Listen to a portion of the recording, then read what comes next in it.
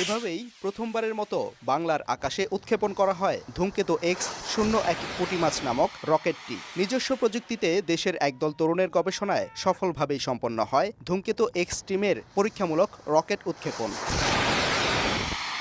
গত ৭ ফেব্রুয়ারি ময়মনসিংহের ব্রহ্মপুত্র পাড়ের চর বেগুনবাড়িতে উৎক্ষেপণ করা এই রকেটটি প্রায় ১.৫ কিলোমিটার উপরে উঠতে সক্ষম হয়। ২০১৮ সালে ময়মনসিংহ ইঞ্জিনিয়ারিং কলেজের একদল শিক্ষার্থী ধূমকেতু X নামক টিম গঠনের মাধ্যমে শুরু করে রকেট গবেষণা। পরে ২০২২ সালে রকেট তৈরির মাধ্যমে সারা দেশে সাড়া জাগায়। কেনাকাটায় ১০০% পর্যন্ত ক্যাশব্যাক জিতে নিন BMW সহ হাজার হাজার পুরস্কার। চলতি বছরের ১৮ জানুয়ারি জাতীয় ইনোভেশন চ্যালেঞ্জ বিজয়ী হয় ধূমকেতু X টিম। এরই ধারাবাহিকতায় গত ৭ ফেব্রুয়ারি দেশের প্রথম রকেট উৎক্ষেপণ করে ইতিহাস গড়ল ধূমকেতু X টিমের সদস্যরা।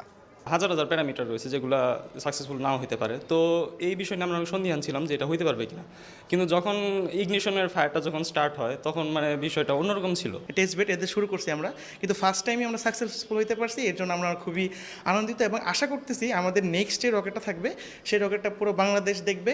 ২০২৪ সালে সরকারের A2I এর পৃষ্ঠপোষকতায় মহাশূন্যের কারমান লাইন স্পর্শ করার লক্ষ্যে ধূমকেতু ৫২ নামক রকেট উৎক্ষেপণ করবে ধূমকেতু X টিম। নিজস্ব প্রযুক্তির রকেট তৈরির সাফল্য স্মার্ট বাংলাদেশ তৈরিতে ইতিবাচক ভূমিকা রাখবে বলে মনে করেন ধূমকেতু X প্রতিষ্ঠাতা। সফলভাবে আমাদের ধূমকেতু 01 রকেট প্রোটোটাইপ টেস্ট করেছি আমরা, এবং আল্লাহ তাআলার রহমতে আমরা সফল হয়েছি। অতি শীঘ্রই আমাদের একটা